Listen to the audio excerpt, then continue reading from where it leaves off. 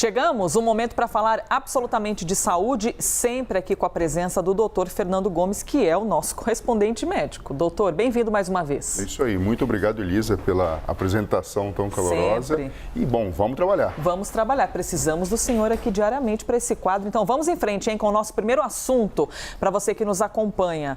A gente começa falando sobre a possibilidade da aplicação de uma terceira dose de vacina contra a Covid-19. E, como sempre, trazendo para vocês um embasamento aqui por meio de informações oficiais.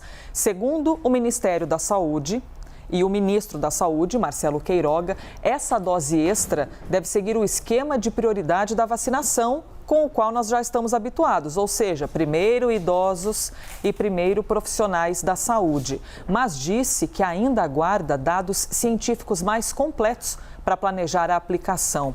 Um desses estudos em desenvolvimento é uma parceria entre o próprio Ministério da Saúde e a Universidade de Oxford.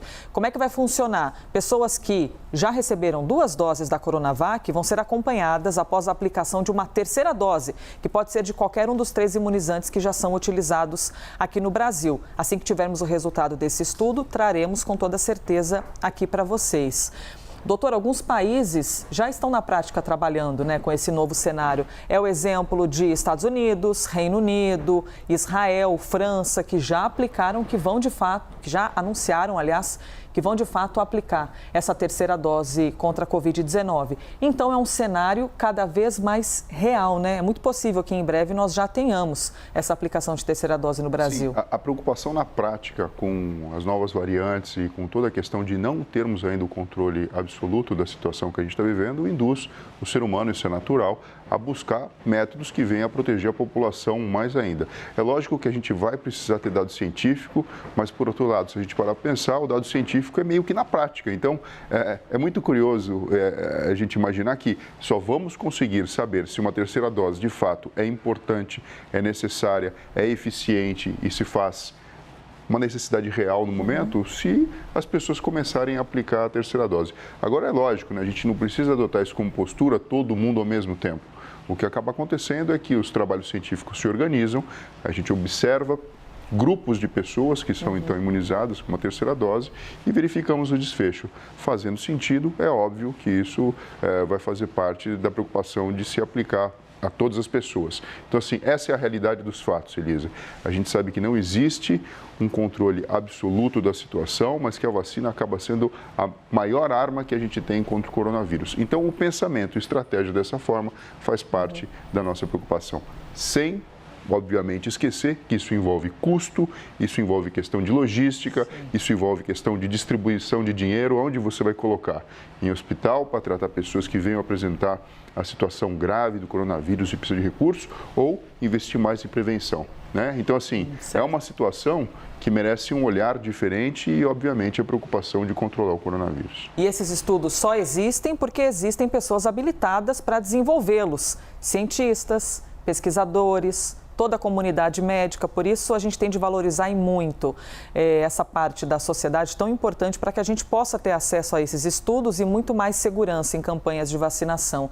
Doutor, nessa quarta-feira dessa semana, a própria Anvisa recomendou um reforço, uma dose a mais de um imunizante com a Coronavac, falando especificamente da Coronavac, e que esse reforço fosse dado para idosos e pacientes com o sistema imunológico comprometido. Só que a decisão, evidentemente, só vai ser posta em prática, depois de um critério do próprio governo federal, do próprio Ministério da Saúde. Doutor, como a Anvisa citou isso, um reforço para quem tem o sistema imunológico comprometido, a minha dúvida é, o que seria um sistema imunológico comprometido? Quem entra aí nesse pacote? A pessoas que tenham mais idade avançada, que estejam, por exemplo, fazendo tratamento para câncer, que sejam transplantados, que usem medicamentos para justamente controlar uma doença, por exemplo, autoimune, pessoas que usem imunossupressores, de modo que a própria vacina ela venha estimular mais uma vez o próprio organismo a produzir anticorpos e desenvolver a imunidade celular. Então, na verdade, acaba sendo grupo de risco. Acaba sendo, na verdade, uma briga para que você possa estimular ainda mais o sistema imunológico sem provocar doença e tirar essas pessoas de uma zona de maior fragilidade.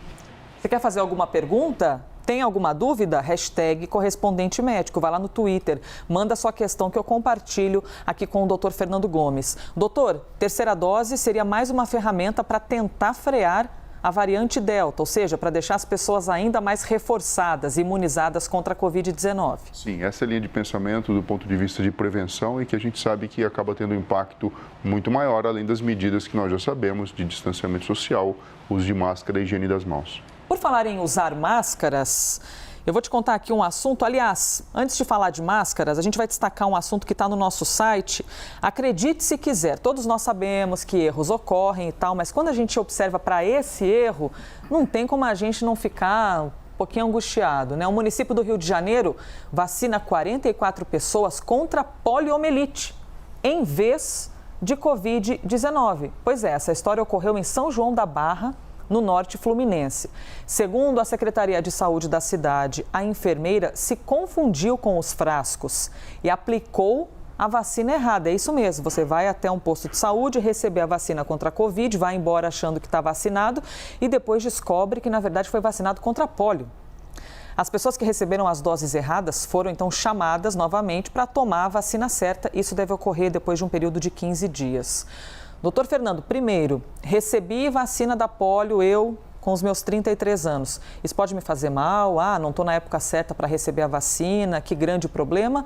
Ou esse tipo de preocupação não precisa existir? A preocupação maior que existe, Liz, é o fato de você estar na expectativa e na necessidade de receber um imunizante contra o coronavírus, que na verdade faz parte da nossa preocupação da pandemia, e você receber um outro imunizante. Essa é a maior preocupação. E com isso aumenta o seu tempo de, na verdade, ter o seu sistema imunológico devidamente estimulado para o problema que vem assolando a humanidade atualmente. Mas pode fazer mal para alguém que recebeu uma vacina? Porque pólio é da infância, né? Sim, veja, toda vacina ela pode trazer efeitos colaterais. São raros, não são comuns e frequentes, mas você coloca a pessoa numa situação de exposição a algo diferente que possa vir a acontecer. Um grande mal, um grande problema, não tem por que a gente imaginar que venha a acontecer, mas, de fato, a pessoa recebeu algo que não tinha indicação. Bom, então a cidade já informou que a pessoa vai receber a vacina correta. Quem fizer parte desse grupo de 44 pessoas vai receber a vacina correta, então, depois de 15 dias. Essa janela, doutor, seria uma janela de segurança? Porque já a pessoa pode estar tendo algum efeito colateral por causa da vacina da pólio. É por segurança, vamos esperar 15 dias. É mais ou menos isso? É por segurança, na verdade. Você até poderia fazer isso na sequência, só que a gente estaria misturando duas aplicações num período de tempo muito curto. Então, assim, é um tempo razoável para se verificar o que está acontecendo. Levando em consideração, na verdade, que muitas vezes, por que esse tipo de coisa acontece, né? Por exaustão do profissional. A gente sabe que, assim, é um erro, né? Não dá para você falar que é algo normal de acontecer e que não deveria acontecer.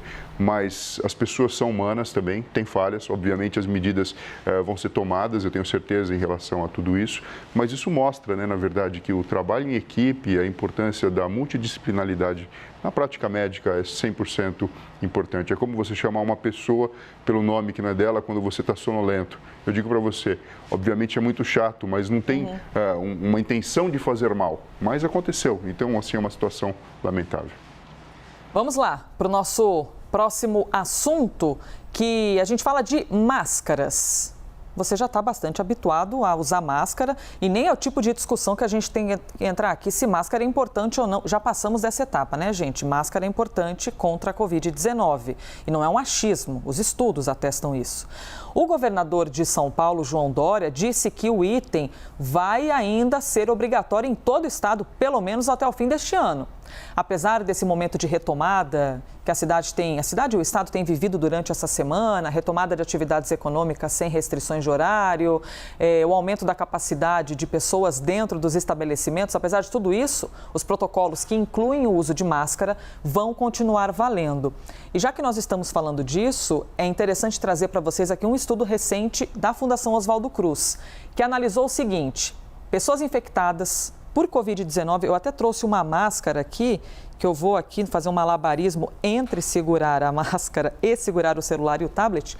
O que eles mostraram que pessoas infectadas por Covid-19, quando estão de máscara, desse jeitinho que eu estou, o estudo mostrou o seguinte, que o coronavírus, nesse estudo, foi encontrado apenas nessa parte de dentro da máscara, ou seja, na parte onde a minha boca está encostando, e não exatamente na parte de fora, e que isso indica o bloqueio da transmissão do vírus.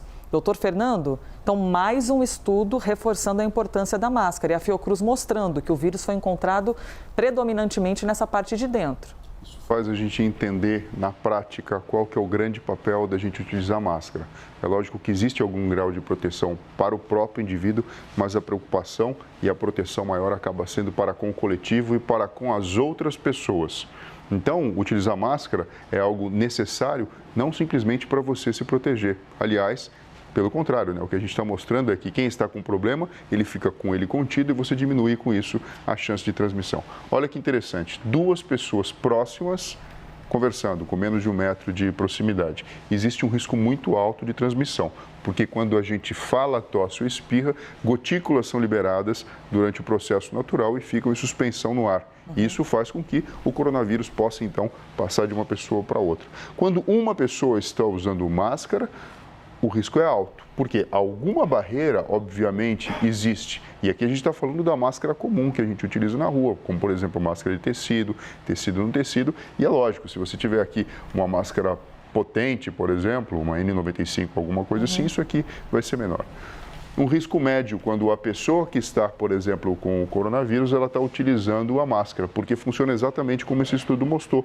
O próprio coronavírus, se estiver presente na pessoa, ele tende a ficar mais na superfície interna. É lógico que se não tiver cuidado nenhum com a máscara, tirar para o outro ou esfregar no lugar, eu estou, na verdade, fazendo um desserviço para toda a nossa estratégia de controle do problema do coronavírus. E o risco fica baixo. Aqui eu queria realmente chamar a atenção quando 2 pessoas estão utilizando a máscara, porque, em teoria, cada um fica com o seu problema, Elisa. E com isso a gente não compartilha o problema, no caso do coronavírus, com outras pessoas. Sim, é a empatia que não tem jeito, né, doutor? Pensar no coletivo. Então, por exemplo, nós estamos aqui a um pouco mais de 2 metros de distância um do outro. Se nós estivéssemos muito próximos, mas os 2 com máscara, doutor, então o risco seria muito baixo, porque eu protejo você e você usando a máscara me protege também, certo? Perfeito, é isso. É isso. Um protege o outro. E quando eu estou usando máscara, na verdade, eu não sei se eu estou com coronavírus ou não, então eu acabo protegendo as pessoas de todo o ambiente. É um ato de higiene, é um ato de respeito ao próximo e é um ato necessário nos dias atuais. Doutor, interessante o senhor falar, não sei se estou infectado ou não, porque a gente tem uma falsa sensação de, se eu não estou sentindo coisa alguma, então eu não estou com Covid, mas a gente esquece absolutamente que alguém pode estar infectado e está simplesmente assintomático. Elisa, é o seguinte, a maioria esmagadora das pessoas que têm coronavírus tem muito pouco sintoma ou não tem sintoma. 80, 85% das pessoas pode não ter absolutamente nada ou uma ou outra coisa que até se confunde com uma gripe, um resfriado, alguma coisa do próprio dia a dia. Só que não é porque não tem clínica e não está passando mal o suficiente para procurar um hospital que a pessoa não está transmitindo. Ou seja, é um problema invisível, microscópico, mas invisível aos nossos olhos. E, portanto, não tem jeito, a gente precisa adotar essa estratégia, isso pensando sempre em todo mundo, na família, nos amigos, nos compatriotas, enfim, em toda a sociedade, para que a gente combata de uma forma eficiente esse problema. Tudo isso que acaba sendo chato, colocando as nossas relações, tradicionalmente brasileiras mais calorosas, de abraço, aperto de mão, conversa mais de perto, beijinho no rosto e tudo mais, na verdade acaba sendo um desafio comportamental, mas um desafio extremamente importante, e a gente está vendo aqui, eficiente em reduzir a transmissão do coronavírus. E essa informação que vocês estão vendo aqui, esse desenho, para poder ilustrar ainda mais as regras, quando a gente fala de usar máscara, ela foi divulgada pela Secretaria de Estado de Saúde do Estado de São Paulo, embasada, evidentemente, em reconhecimento científico.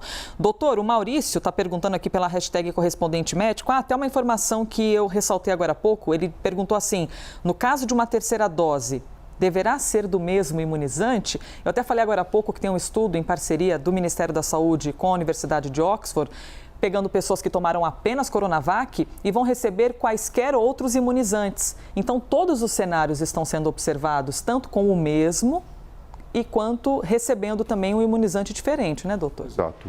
A resposta é não necessariamente. E se você soltar um pouquinho a imaginação, é fácil de entender, né? Se eu tenho, na verdade, um inimigo em comum, conforme eu for estimulado com os mais diversos tipos de disfarces que assemelham a esse inimigo, mais vai ficar fortalecido o meu sistema de defesa. O que eu estou querendo dizer aqui é dessa mistura, desse coquetel, dessa interferência de diferentes tipos de vacina no nosso sistema imunológico, enriquecendo então a nossa proteção. Agora é lógico, né? Tudo vai depender do que venha a ser observado do ponto de vista clínico e prático. Traremos para vocês, viu, os resultados de todos esses estudos. Doutor Fernando Gomes, vamos dar uma olhada agora nas fotos que estão chegando e sendo postadas. Vai se vacinar? Por favor, marca na rede social a gente nunca te pediu nada. Mentira, que a gente pede de vez em quando outras coisas também, mas para você participar, basicamente é isso. Cíntia, nessa hora passa um filme na nossa cabeça. Quanta coisa aconteceu, quantas perdas, quantas dores, um misto de sentimentos e hoje apenas gratidão por receber a vacina. E ela que fechou os olhos ali, aquele momento em que a gente respira, hein, doutor? Para receber o imunizante, sinônimo de vida para todos nós. Quem mais postou? Célia Luna. Cadê? Olha o registro e em frente a um mural todo colorido, hein? Coisa linda. Bom, as crianças quando vão se vacinar precisam dessas cores, né? Não é o caso da Célia, acho que Célia já deixou de ser criança faz um tempo, mas tirou a foto mostrando ali, ó, cartão de vacina completo. Segunda dose, ok, completando a dose de esperança. Isso é mais legal do que álbum de figurinhas quando a gente completa o álbum, hein, doutor? Sem sombra de dúvida, sorrindo com os olhos, cachecol, unhas diferentes aí no seu estilo e mostrando uma coisa que todo mundo quer e precisa, né? A sua carteirinha carimbada ali, mostrando que você participou e que você teve a sua vacina aplicada. Tomou a sua vacina? Poste na rede social, #Aquitinha com Y. E se alguém ainda tem dúvida, porque a gente está falando Aquitinha, é que quando alguém pergunta qual você tomou, que vacina você tomou, a pessoa às vezes responde Aquitinha. Então é #Aquitinha com Y. Doutor Fernando, obrigada por mais um dia. Obrigado você, Elisa. Pessoal, se cuidem e até breve. Eu também nunca lhe pedi nada, doutor, mas amanhã o senhor está de volta aqui, né? Por favor. Com certeza, Elisa. Acabou mais um Correspondente Médico.